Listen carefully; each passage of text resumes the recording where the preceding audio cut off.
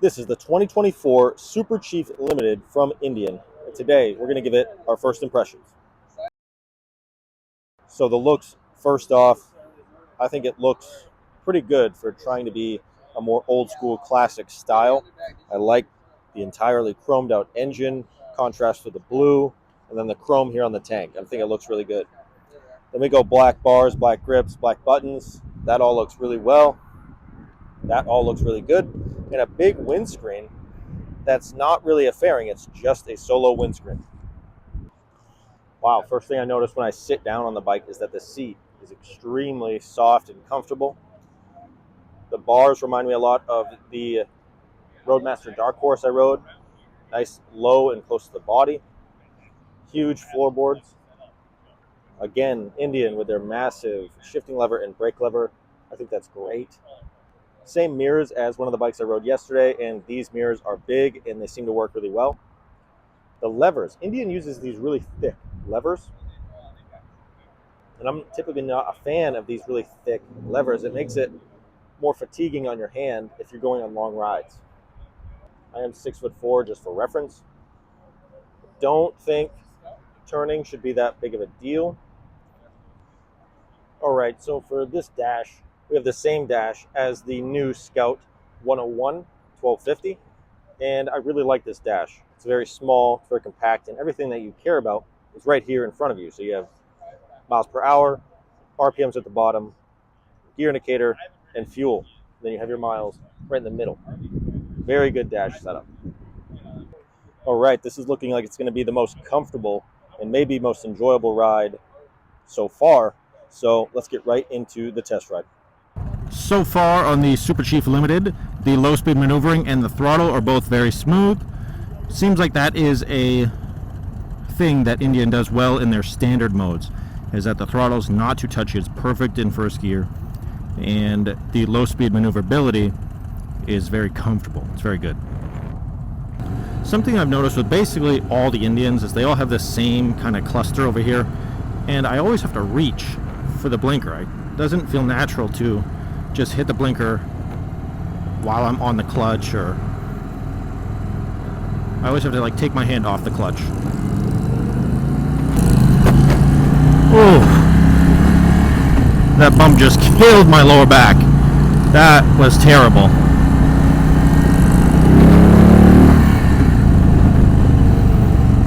It's got some power. It's not going to blow you away again. This is standard mode, I believe, and it's got some power. That's it. Rear suspension, though. I just hit a bump I've hit on several other of these bikes, and that hurt the worst out of all of them by a lot. So far, we've been on this for about 10 minutes. It's comfortable. It's not as comfortable as the Roadmaster Dark Horse, the seat specifically.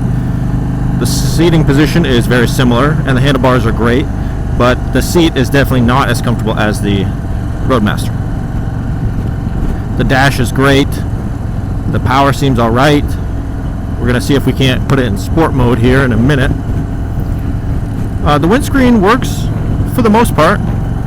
It is hitting the top of my helmet. I'm also 6'4", so some of you may fit under that wind buffeting. One thing that stood out to me so far is that the shifting is very smooth. I really enjoy the shifting on this bike. The floorboards are very comfortable. The throttle is very easy to control. The brakes seem to work really well. Something I didn't like about the Roadmaster Dark Horse is that when you came to a stop, you felt all the weight of the bike coming with you. You felt all the momentum. And it doesn't feel like that on this bike. Seems like the brakes are satisfactory. Doesn't tell me here if this is air-cooled or liquid-cooled, but my right leg is definitely getting some heat now that we've been on here for about 10 or 15 minutes. Again, the mirrors, great. Handlebars, great. Foot pegs, great.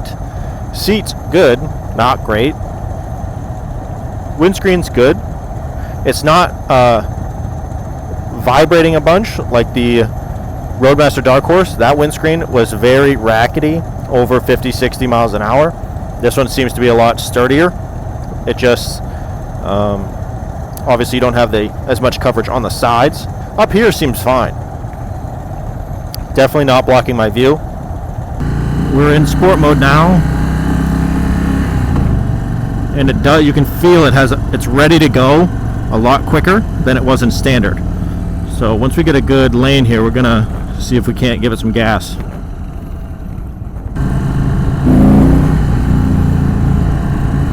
Yeah, a little blip of the throttle there, and you feel the power. There's a big difference. The engine's ready to go at any minute in sport mode, whereas standard, it was a little bit more relaxed throughout the whole RPM gauge. As soon as you pass 3 RPMs in sport mode, it's very, you can just feel the difference. It's very tense, like it wants to go.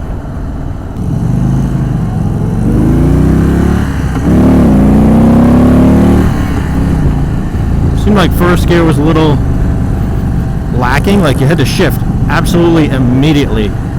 Second gear had a ton of pull, ton of power. This, I would say, is just about as nimble as the Roadmaster Dark Horse. Just about. Feels very similar. I'm very impressed with how they get these big bikes to maneuver so well at low speeds and at high speeds. Yeah, not a lot of downsides to this bike. Seems like a pretty good bike.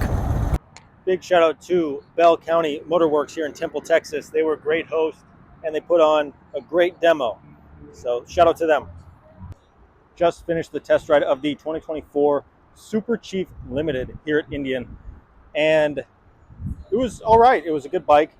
It was comfortable. The seat did get a little bit uncomfortable later in the test ride, but at first it was pretty good. The handlebars were in a great position. Had enough power. And I didn't change the riding modes. Overall, it was a good ride. Not much to complain about. The levers, all Indians for me. Too thick for the hands. The levers for the feet, absolutely great. Nice and big. It was good. If you want to see me test ride another Indian, check this video out right here. If you want to see all the different types of bikes I've ridden and tested, click this playlist right here. Rapping when they own me to sing. They all want an album, so I gave them 20 singles. Yeah, I'm trying to get a hit, that's why I swing.